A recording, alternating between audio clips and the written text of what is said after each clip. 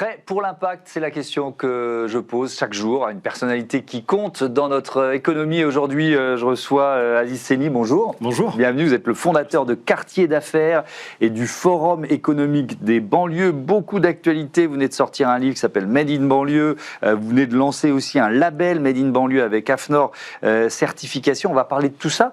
Mais d'abord, je voudrais revenir à l'origine. Ça fait combien de temps que vous vous battez finalement pour changer notre regard, votre regard, à vous téléspectateurs, téléspectatrices, sur les banlieues, les cités, ceux qui y travaillent, qui y créent des entreprises?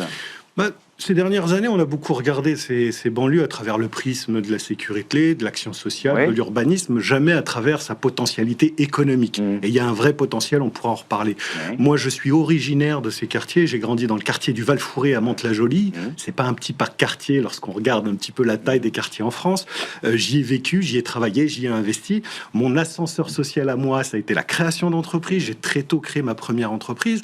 Et ce parcours-là m'a donné envie de partager le parcours, de partager l'envie, et puis d'agir pour mon territoire. Beaucoup, la banlieue aujourd'hui, peut-être un petit peu, c'est un mot encore un petit peu péjoratif, mais moi, de cette faiblesse, j'en ai fait une force, et j'essaye de partager ce que j'ai appris sur le levier économique, sur l'entrepreneuriat, sur la création de richesse. Et donc, Quartier d'affaires, c'est quoi? Quartier d'affaires est une association, est un réseau qui œuvre à la croissance des TPE, PME installés dans les 1609 quartiers prioritaires de la politique de la ville. Il y a 1362 quartiers en France et le reste dans les dom-toms qu'on oublie souvent. Donc notre sujet à nous, c'est comment ces entreprises qui font plus de 50 000 euros de chiffre d'affaires, qui ont plus de 1 salarié, comment on les aide à grandir. Et nous avons donc une caisse à outils qui travaille sur le chiffre d'affaires, sur la réduction des coûts d'achat et sur la formation du dirigeant. Quartier d'affaires est présent en Île-de-France, en Auvergne-Rhône-Alpes et en Occitanie, avec une volonté de se développer. Ça fait 3 ans et on a de belles ambitions devant nous. Vous avez été, en préparant l'interview, confronté, j'ai vu ça, au scepticisme, avec une professeure qui vous disait « Aziz n'est pas fait pour l'économie ». Ça ne marchera jamais. Il y a plein de gens qui l'ont rencontré un jour dans leur carrière, des sportifs à qui on a dit « t'es beaucoup trop petit pour jouer au foot et regarde comment t'es taillé, ça ne marchera jamais ». Des immenses chanteurs ou comédiens à qui on a dit lors d'un casting « voilà, t'as une vilaine peau, vraiment tu ne seras jamais comédien ». Enfin, je pourrais citer 40 ou 50 ou une centaine d'exemples.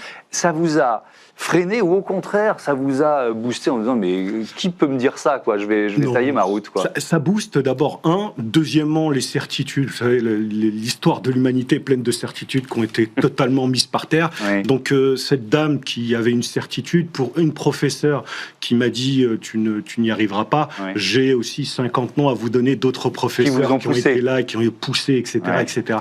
Oui. Je le mets souvent en avant parce que c'est juste aux professeurs sur cette période où on est au collège et au lycée, où on se structure, on essaie de se projeter dans l'avenir, ce qui n'est pas évident, de dire que la vérité d'un moment n'est pas celui d'un autre. Xavier Niel, vous en parlerez beaucoup mieux que moi, lui qui était au fond de la classe et qui n'était pas un très bon élève. Donc des professeurs qui ont dû lui dire « tu n'y arriveras pas », il y en a eu quelques-uns. Il y en a eu quelques-uns. Ouais. Et alors la vérité d'aujourd'hui n'est pas forcément celle d'hier. La banlieue d'aujourd'hui, est-ce qu'elle est plus dure que celle d'il y a 25 ans? Moi, la banlieue d'aujourd'hui, ce que je vois, c'est surtout 150 milliards de potentiel de développement. Ouais.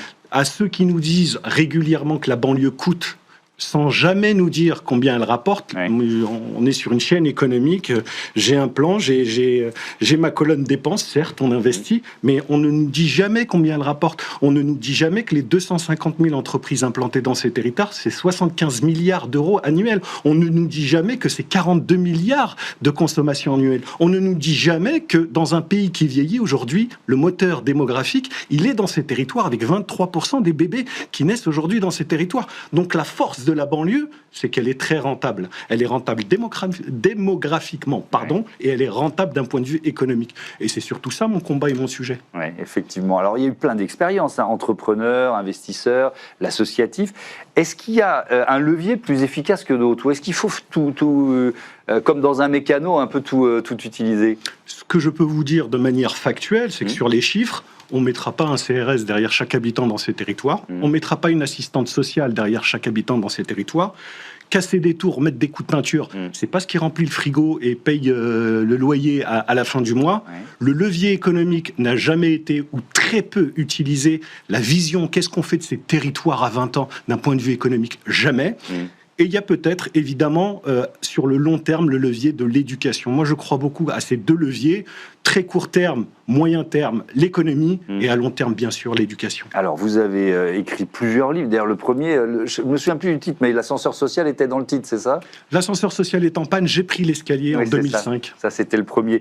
Et donc celui-là, Made in banlieue, coécrit avec Jean-Marc Pitt.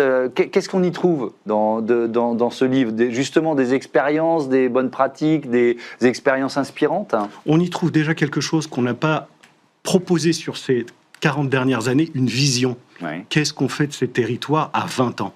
Ça, c'est la première chose. Ensuite, on a un plan. J'ai 12 piliers pour le développement économique de ces territoires. C'est un livre très axé économique, croissance économique. Ouais. Et une méthode, comment on fait.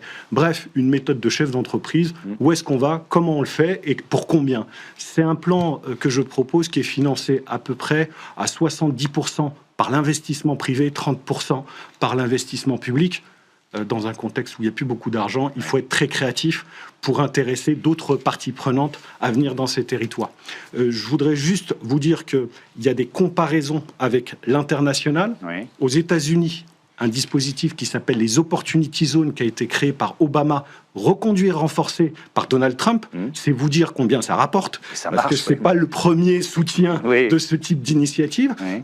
Ont permis de transformer des quartiers comme le Bronx, comme Harlem, comme Compton, des coupes-gorges qui feraient passer les quartiers nord de Marseille pour le pays des bisounours de Détroit, en hub économique. Donc, d'autres ont montré qu'en investissant dans ces territoires et en exploitant le potentiel, c'était possible. C'est intéressant parce que là, on est en période électorale, notamment avec les municipales dans 3 mois. Est-ce que c'est le maire qui a le pouvoir d'impulser ça, ou est-ce qu'il faut forcément le levier de l'État, d'après vous? Il faut les deux. Il faut les deux. Les maires, l'association Villes et banlieues, qui rassemble les 859, évidemment, sont super partants. Ils veulent voir de l'investissement arriver sur leur territoire. Là où ça bloque un petit peu, c'est les directions du développement économique au niveau régional, et puis aussi au niveau français. Encore un chiffre, moins de 2% des investissements français vont dans ces territoires. Vous savez que l'investissement, c'est la croissance c'est l'emploi. Avec moins de 2%, il ne faut pas s'étonner d'avoir un chômage en moyenne à 18% dans ces quartiers. On manque d'investissement privé. Et j'anticipe la question. On me dit souvent, mais monsieur Séni, vous savez, il y a l'image de la banlieue, l'insécurité en banlieue. Les investisseurs ne viendront pas. C'est pour ça que les investisseurs ne veulent pas y aller. Eh ben, je vais vous raconter une petite anecdote d'un investisseur chinois à qui j'essayais de convaincre d'investir dans ces quartiers. Et à la question, est-ce que l'image des banlieues serait un frein, l'insécurité, il m'a répondu, monsieur Séni, j'investis dans des endroits dans le monde où il n'y a ni eau, ni électricité, ni droit. Il venait de m'expliquer que Mantes-la-Jolie, Sarcelles ou Vaux-en-Velin, ça lui convenait très bien. Donc, il y a aussi le sujet de faire attention en termes de souveraineté.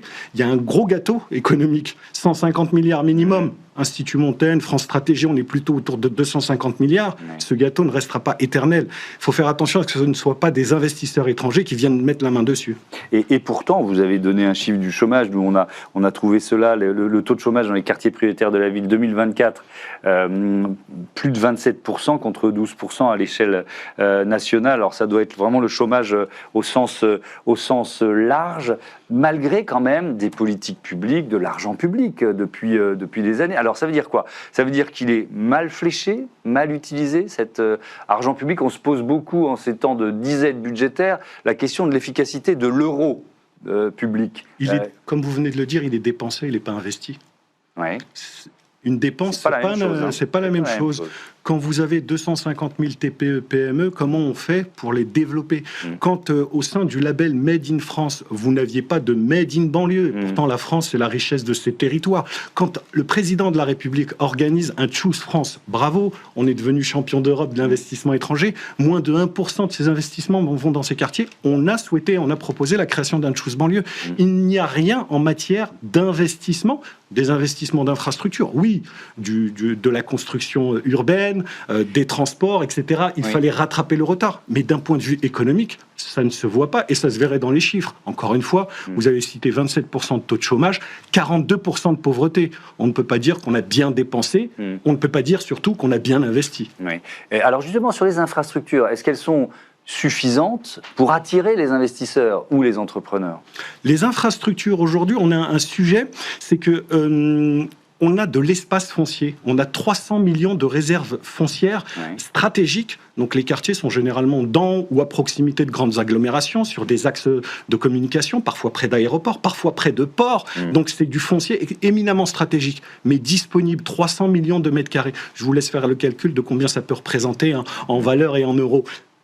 Mais très peu exploité. Donc de la place, il y en a, des infrastructures. On a créé une loi SRU, obligeant certaines villes à avoir du logement social. On n'a jamais obligé ces mêmes villes à avoir une quote-part pour de l'investissement et pour des infrastructures économiques. Jamais. Donc ça nous conduit parfois à avoir des villes où vous avez 80, 90, 100% de logements sociaux en ayant aucun espace, un centre d'affaires, un espace de coworking, une zone industrielle.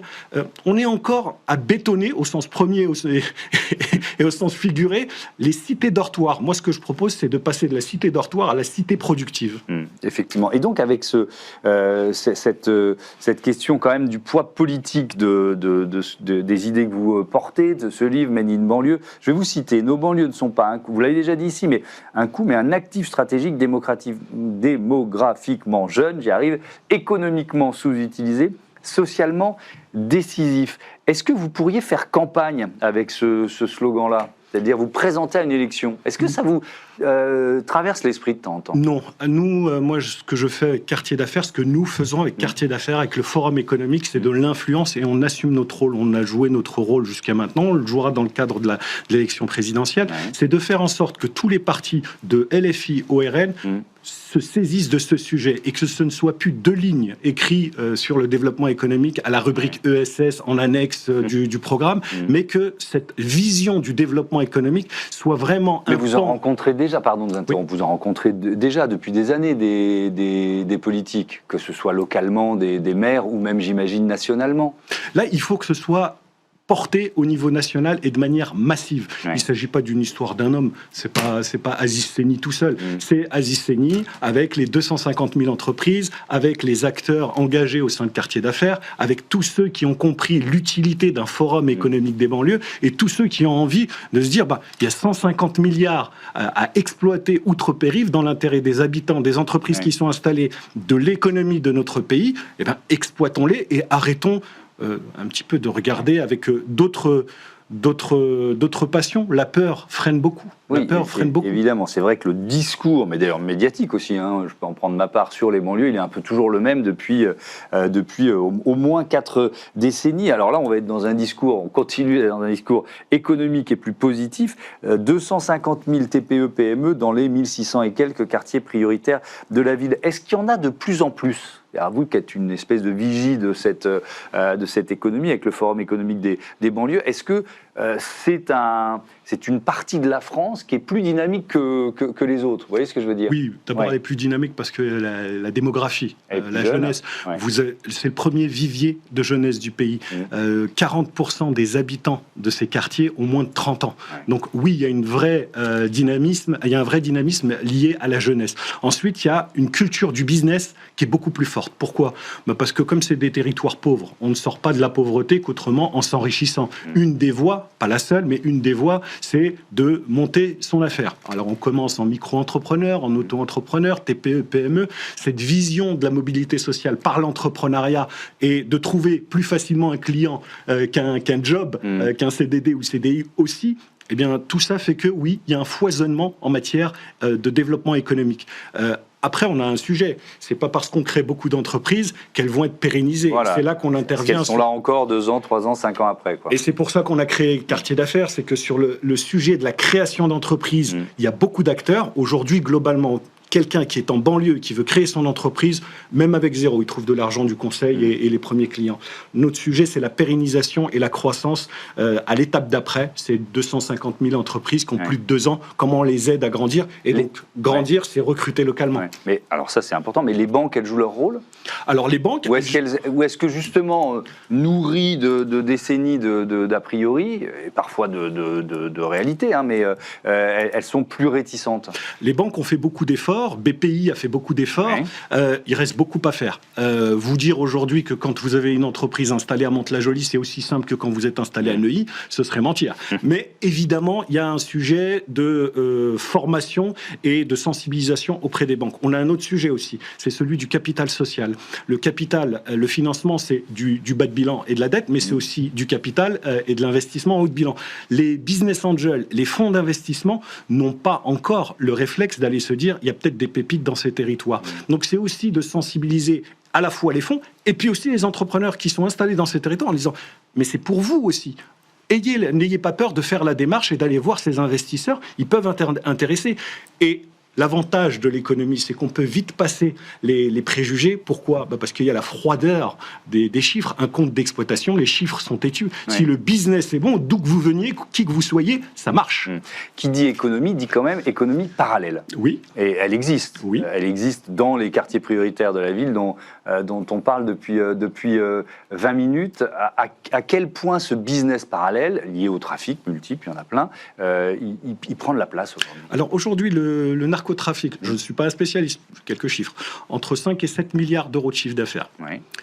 95% des clients n'habitent pas les quartiers. Ah oui, ça c'est Donc sûr. c'est pas un problème de quartier, c'est d'abord un problème de société, de société française. Oui, Deuxièmement, le flux financier. Oui, le flux financier. Il ne vous aura pas échappé que ces quartiers ne sont pas pavés de marbre et avec de grandes baies vitrées. L'argent ne reste pas dans ces quartiers. Il s'en va. Il s'en va où ? Je ne sais pas. Je ne suis pas un spécialiste. Mon sujet, quand je regarde ce marché... Mais moi, la question, c'est la concurrence que ça peut représenter. C'est-à-dire que, même sur l'énergie, la volonté de créer une entreprise, quand il y a un business qui rapporte à côté. Quoi. Alors, si je fais les 75 milliards d'euros de chiffre d'affaires générés par les 250 000 versus les 5 ou 7 milliards de narcos, on voit déjà le ratio. Dieu merci, l'activité légale, formelle est dominante. Ensuite, le sujet n'est pas tant entre ces deux secteurs économiques, il est plutôt sur la jeunesse.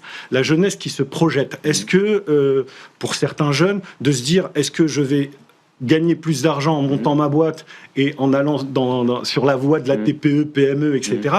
Ou est-ce que les sirènes néfastes des narcos m'iront mieux ?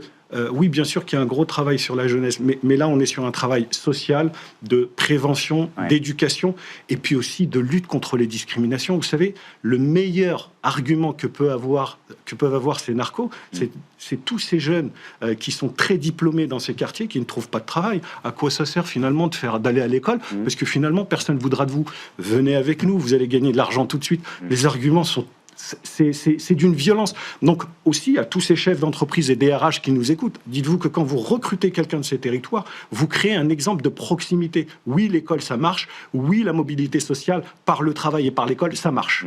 Ce label, alors vous l'avez évoqué rapidement, qui vient d'être officialisé à l'occasion du Forum économique des banlieues qui se tenait au CESE, au Palais d'Iéna à Paris, c'était à la fin du mois de novembre, avec AFNOR Certification, donc le label Made in banlieue. Déjà, on va le présenter. De quoi s'agit-il ? C'est un label qui a été créé. Nous avons d'un côté des directions d'achat d'entreprises de plus de 3000 salariés, contraintes, c'est en train de bouger par la CSRD, la directive européenne et les normes ESG, qui ont des obligations à acheter dans ce qu'on appelle les territoires pauvres. Sauf que quand vous êtes un acheteur de L'Oréal, Bouygues ou Accor, votre métier, c'est pas d'aller chercher des fournisseurs et de sourcer des fournisseurs à Roubaix, à Vaux-en-Velin ou je ne sais où. Et de l'autre côté, vous avez des TPE-PME, ces fameuses 250 000 boîtes, qui rêvent de travailler et de se faire référencer. Elles ne savent pas toujours comment faire. Elles ont quelques craintes en se disant on va pas me sourcer, je vais pas être retenu. Donc on a créé ce tiers de confiance, ce label avec le meilleur et le plus grand certificateur de France qui est l'AFNOR, pour pouvoir rapprocher ces deux structures. D'un côté, des directions d'achat qui, en voyant ce label et qui ont contribué à la création de ce label, se disent ces TPE-PME qui sont labellisées, elles répondent aux critères qu'on attend, donc on peut déjà commencer à négocier et avoir avec elles le produit, le service, le prix, etc.